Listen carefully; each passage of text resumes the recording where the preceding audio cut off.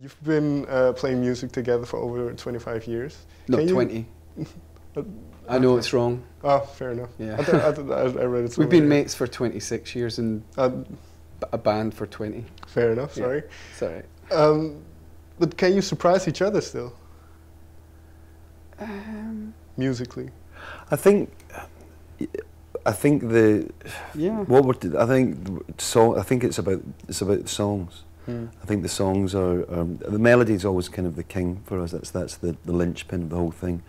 And so when the songs arrive that have that little bit of magic and that gravity, that's always surprising. Yeah. Because you haven't heard it before, and you're like, oh wow, that's amazing. You surprise yourself. Yeah. When you write it, because part of that addiction to trying to find that little thing. Because when you first find that little, oh my God, the part of that is the surprise of it.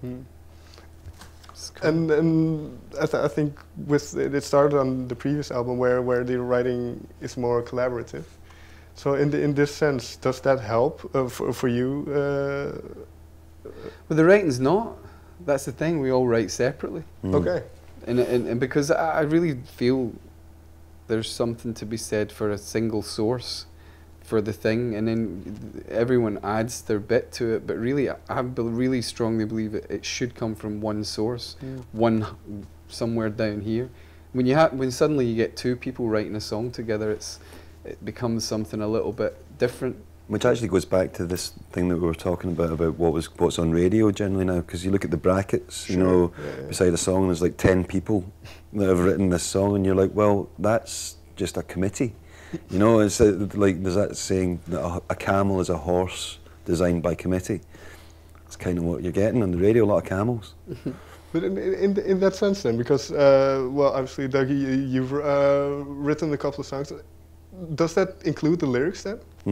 And for you, Fran, is that easy to transfer that emotion? Sometimes it is. Like in Animals, for instance, I was like, oh, it's great. And in other songs, I'm like, oh, so I'm like, Dougie, can I change a little bit of this? And Dougie's like, yeah, fine. And so there is that. But I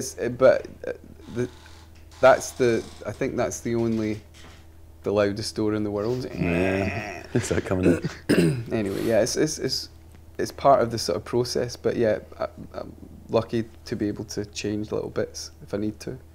Are the songs then, because you say that you like them to come from one source, are they very personal in that sense then? They have to be. Okay. You have to write. I just think music is something we've been doing since before we could speak.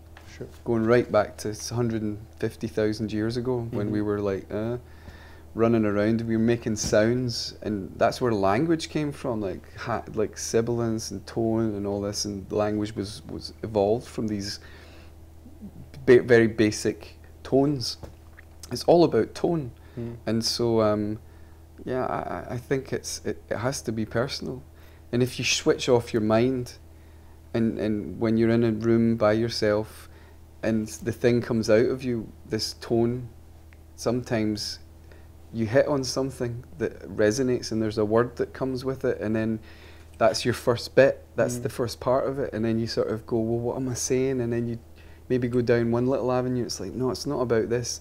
And you just the process is like you discover what the song is about as it unfolds. It's really, really cool. It's not that you have a subject matter and you think, I'm going to write a song about this today. It's kind of it's very, I don't like the word, but it is organic and kind of just happens. But in that sense, is it very reflective then, as you say, you kind of, it comes to you as you go along. Do you then discover certain things about yourself or things that you are dealing with? Interestingly, you kind of discover more when you do this, when you start talking about it. Because you have to kind of talk about it when you're doing an interview. You can't just say, oh, I don't know. But you start to kind of work out maybe there's what a song could be about, and that's things that you hadn't thought of when you were writing it, and also you find like connections between the songs that you hadn't realised on a record, and it's very interesting. It's kind of like band therapy. Well, let's go with the title then. Everything at Once, also a song on the record. So what does that song hold a certain significance? It was written in New York. Kind of has I don't know, kind of quite a New Yorky kind of feel to it, I suppose. It's kind of got a bit of a swagger to it. But it's just about kind of feeling overwhelmed, I suppose, by stuff. Which is where the kind of the meter of it comes from, like kind of the incessant flow of words, which I tried to change. I tried for months. I was walking around with that melody. I had the first line.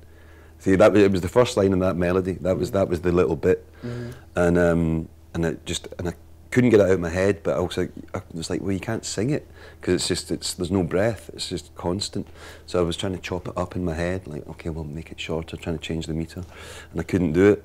But there's an art school trick, which is if there's a problem with something, you make a feature out of it, and that becomes what the thing's about. So I was like, right, let's just put as many words as you can into this verse, just like. So it was, and kind of trying to be kind of wordy, and that was a lot of fun. As soon as I did that, the whole thing kind of came out in like a day. As soon as I made that decision. And the title of the album, because it sounds cool, I think, Everything at Once. It's quite reflective of a time we're all in at the moment. We're just bombarded with a lot of stuff. And it's also like it reflects the album, because it's like, I think the strongest bit of work I think we've done in a long time, as far as like a sort of hooky and melodic and short and to the point. It's like all the buses have come at once in one album, like all these sort of singly songs that we're known for. There they all are. And yes, but most of all, it sounds cool. Finally, then, I have one last question. Well, you've been playing music together for 20 years. Yeah. Same lineup all the time. What do you attribute your longevity to? Because that's a rare thing to have the same lineup. Our personalities are very complementary. Every single person is very different from the other, and we make each other laugh a lot. And it's like when you meet someone you're going to marry and have babies with, and you have that moment when you, like when I first met Dougie, the first thing we did was make each other laugh. When we met Andy, it was the same thing. It's humour is a very big part. So we've got a good core friendship that has a gravity that the band come to, that everything comes towards. And the friendship existed before the band for like 5 years, before we were the four of us in the band together. And I think that's a really important thing. I think that's quite unusual. I can't think of another band that has that, of our generation, that has kept, like you say, kept the same lineup, not lost a member, not split up and reformed. And I think it's because of that. The basic core of it is our relationship. Do you know the only band I can think of that are almost exactly similar to us is Radiohead. And it's weird because they go, they're completely different bands, because Radiohead are all like arty and weird and angly and anti-commercial, but we are as well. It's just that our anti-commercial sounds more commercial, but we never ever think about, let's write a song like this or like that. We just have done our own little thing, and it's built around a friendship, and it's pretentious. It's pretty real. It's as real as it gets in this business. When you see us live, it's like, oh my God, it's like live friendship tonight on stage. And there are some other similarities as well, because you think about what happened to Radiohead when OK Computer went massive. They started kind of getting a bit wobbly, and they started kind of, because what happened, and it was the same thing that kind of happened to us around about the Invisible Band time. And what that kind of big success, when it's just mental, does is it kind of reverses the polarity, where there's the friendship at the core of it and the band revolving around the friendship, but then it flips and suddenly the band's at the core of it and the friendships are kind of orbiting out of control around that thing, and that doesn't work for bands like us and Radiohead. But if you're lucky, you can keep it together. I was going to say, that's a lucky thing to have, I think. Yeah. Have you heard the new Radiohead album? Yeah, I think it's Nigel's best bit of work for a long time.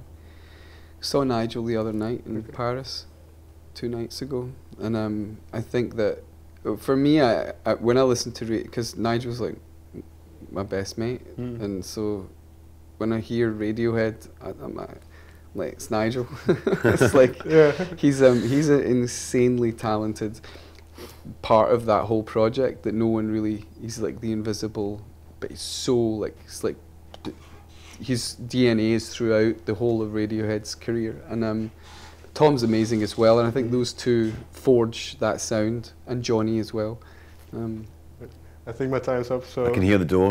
thank door you squeaking very again. much. It's not The very loudest subtle. door in the world. Yeah. Thank Cheers, you man. so much. Thank you. Thank you.